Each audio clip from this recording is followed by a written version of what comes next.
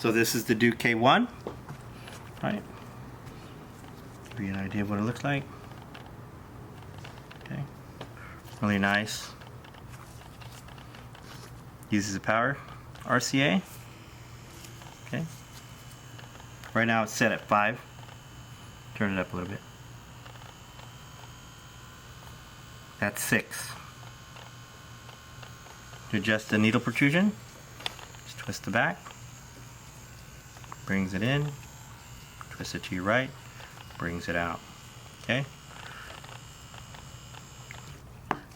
Does have a optional wireless power adapter.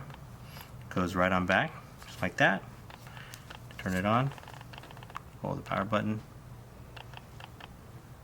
Once it's solid, tap it one last time. Okay.